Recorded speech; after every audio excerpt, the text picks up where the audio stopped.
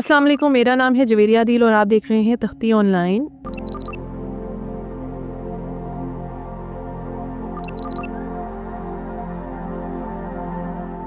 एक ऐसी ताकत को अपने तस्वुर में लाएं जो हमारे इर्द गिर्द के मौसमों को बदल देने की सलाहियत रखती हो। जमीन के तमाम मौसम, ख्वाह वो छोटे दौरानिये के हों या लंबे दौरानिये के, लाजमन कुछ अवामिल की वजह से मुतासिर होते हैं। इन अवामिल में निज़ाम शमसी में जमीन का मुकाम, सैयारों की हरकत और जमीन का अपना एटमॉस्फेयर और मौसमियाती तब्दीलियाँ सबसे ज्यादा काबिल जिक्र हैं। इस सब को मजीद पेचीदा बनाने के लिए हर चंद सालों के बाद हमारी जमीन को अल नीनो और ला नीना इफेक्ट्स का सामना करना पड़ता है। आखिर ये अल नीनो और ला नीना इफेक्ट्स क्या हैं? ये दरअसल अल नीनो सदर्न ऑसिलेशन के एक साइकिल के दो हिस्से हैं जिन्हें एंसो भी कहा जाता है। एंसो के शवाहिद कई हजार साल पहले की तहजीबों से भी मिलते हैं और ऐसा लगता है कि शायद माजी में एंसो की वजह से कई तहजीबें तबाह हुई होंगी। तारीख में अब तक रिकॉर्ड किए गए 5 ताकतवर तरीन अल नीनो इवेंट्स में से एक हाल ही में जून साल 2024 में खत्म हुआ है। इस दौरान समंदरों के दर्जा हरारत को बुलंद तरीन सतह पर रिकॉर्ड किया गया। अमेज़न के जंगल में खुश्कसाली देखने को मिली है, जबकि शुमाली अमेरिका के कुछ इलाकों में शदीद बारिशें भी हुई हैं। अल नीनो के बाद 2025 में ला नीना आ रहा है। इसकी वजह से पूरी दुनिया में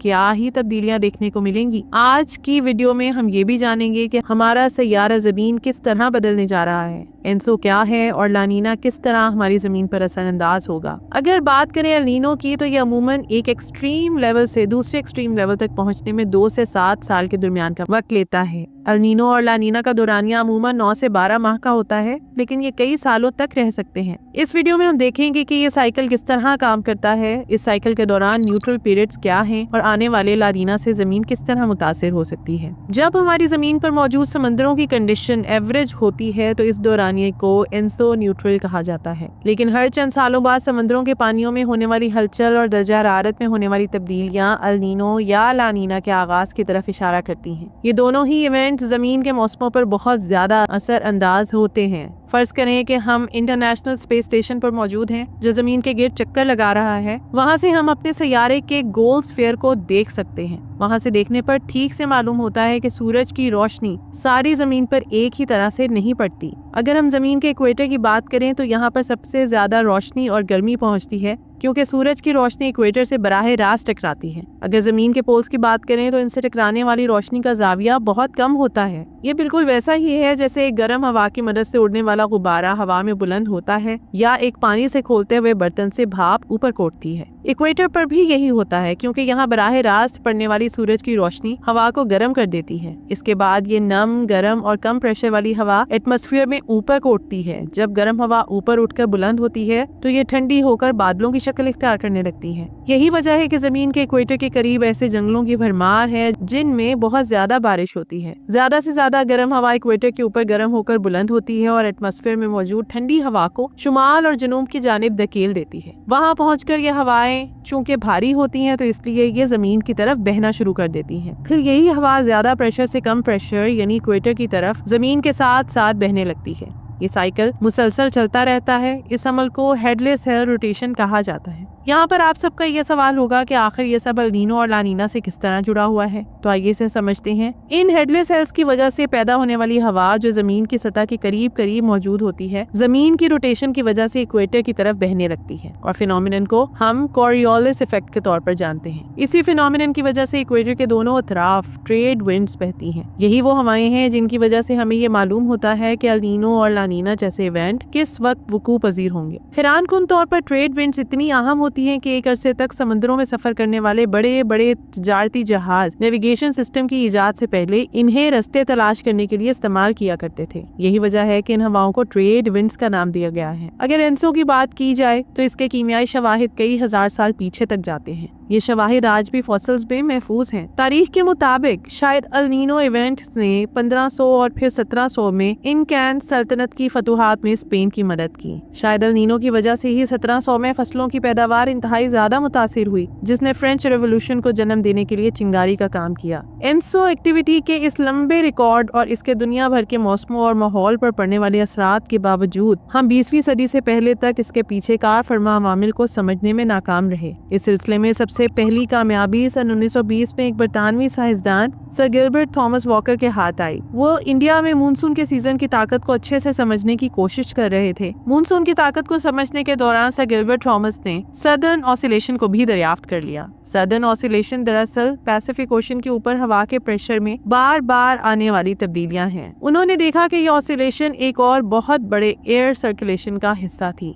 इस एयर सर्कुलेशन को भी इससे पहले तक दरियाफ्त नहीं किया गया था, इसलिए जब सर वॉकर ने इन्हें दरियाफ्त किया तो इन्हें वॉकर सर्कुलेशन का नाम दिया गया। आपको याद है ना कि हेडलेस सेल की वजह से हवा किस तरह हरकत करती थी। वॉकर सर्कुलेशंस भी हेडलेस सेल्स की तरह की ही हैं, लेकिन इनमें बस हवा शुमाल और जनूब की तरफ हरकत करने के बजाय मशरिक और मगरिब की तरफ रहती है। ये सब कुछ इक्वेटोरियल पैसिफिक के बिल्कुल ऊपर हो रहा होता है। यहाँ पर सूरज की रोशनी के बजाय वॉकर सर्कुलेशन की वजह मशरिक की सिमत चलने वाली ट्रेड विंड्स और समंदर का दर्जा हरारत है। साइंसदानों को पैसिफिक ओशन के ऊपर हवा में आने वाली इन तब्दीलियों को पैसिफिक ओशन के अंदर मौजूद पानी के दर्जा हरारत में आने वाली तब्दीलियों के साथ मुंसलिक करने में 60 साल लगे। ये सब कुछ मिलकर एल नीनो सदर्न ऑसिलेशंस को जन्म देता है, जिसे हम मुख्तसरन एनसो भी कहते हैं। एल नीनो का मतलब समंदर की सतह के दर्जा हरारत में आने वाली तब्दीलियां हैं, जबकि सदर्न ऑसिलेशंस का मतलब हवा के दबाव में आने वाली तब्दीलियां हैं। जहाँ पर हेडलेस सेल्स हवाओं को मुसलसल शुमाल और जनूब की तरफ हरकत देते हैं, वहीं पर वॉकर सर्कुलेशंस मुस्तकिल या मुसलसल नहीं है। इनमें बहुत बड़े बड़े बदलाव देखने को मिलते हैं। हर चंद साल के बाद पैसिफिक ओशंस के पानी के दर्जा हरारत और इसके ऊपर चलने वाली ट्रेड विंड्स में बदलाव आता है। ये बात इस तरफ इशारा करती है कि वॉकर सर्कुलेशंस में भी बदलाव आने वाला है। इसके नतीजे में वो तब्दीलियां जिन्हें हम एल नीनो या ला नीना इवेंट्स का नाम देते हैं, पूरी जमीन के इकोसिस्टम और मौसमी हालात पर असरअंदाज होती हैं। आप सोच रहे होंगे कि आखिर हर ऐसे इवेंट के दौरान जमीन किस तरह मुतासिर होती है। आइए इसे समझते हैं। न्यूट्रल एनसोप्रेट के दौरान समंदरों की सतह का दर्जा हरारत तकरीबन एवरेज ही रहता है। पैसिफिक ओशन के ऊपर आहिस्ता आहिस्ता ट्रेड विंड्स जनूबी अमेरिका से ऑस्ट्रेलिया और एशिया की तरफ चलती हैं। जब गर्म पानी जनूबी अमेरिका से ऑस्ट्रेलिया और एशिया की तरफ बहता है तो इसकी जगह ठंडा पानी ले लेता है। इस ओशन सर्कुलेशन की वजह से न्यूट्रिएंट से भरा हुआ ठंडा पानी समंदर की सतह की तरफ ऊपर को बुलंद होता है। इस अमल को अपवेलिंग कहा जाता है।